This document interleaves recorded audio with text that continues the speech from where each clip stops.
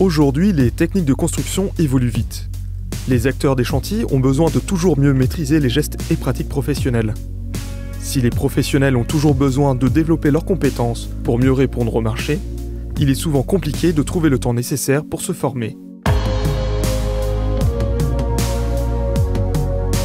La formation intégrée au travail FIT 2.0, c'est quoi? Ce sont des formations pratiques qui bénéficient à tous les acteurs d'un chantier, du maître d'ouvrage au compagnon, en passant par le maître d'œuvre au conducteur de travaux. Donnée sur le terrain, la formation intégrée au travail FIT 2.0 a l'ambition de fédérer les publics autour d'un objectif commun, la montée en compétences de chacun sur la performance énergétique.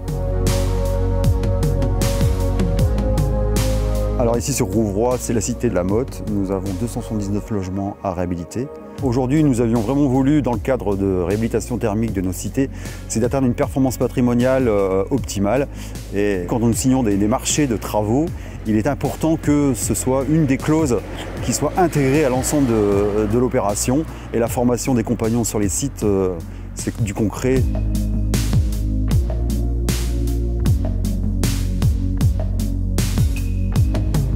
Cette formation en fait est très utile car elle permet à chacun de se remettre en cause et se remettre en situation dans le cadre des travaux en réhabilitation. Donc cette formation a été intégrée au niveau de l'appel d'offres à la demande de SIA.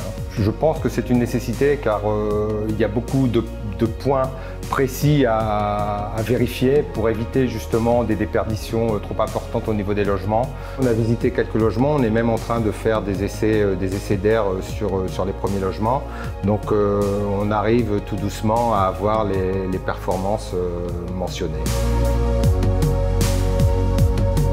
C'est une formation qui peut être bénéfique pour nos compagnons parce qu'on s'est rendu compte que la plupart n'étaient pas sensibles à cette formation, sachant qu'ils ne savaient pas trop comment ça pouvait fonctionner l'étanchéité à l'air. Ils en avaient déjà entendu parler, mais n'ont pas forcément la pratique pour le faire. C'est clair que des formations comme ça, on en apprend plus que ce qu'on savait déjà, quoi. Ça fait que c'est intéressant pour tout le monde.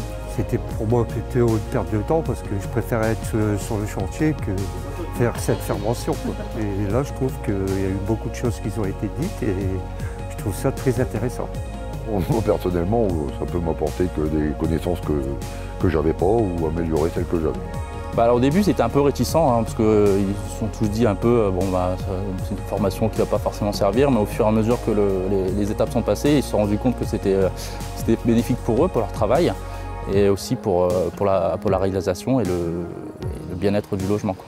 Les bienfaits directs escomptés sont du fait que le logement aura une meilleure étanchéité à l'air. Une meilleure étanchéité à l'air, meilleure isolation, une meilleure isolation, moins de consommation énergétique vis-à-vis du chauffage. Il est important également de pouvoir coordonner l'ensemble des acteurs sur le chantier et que tout le monde participe et soit sensibilisé justement à l'étanchéité à l'air et à la bonne isolation des logements.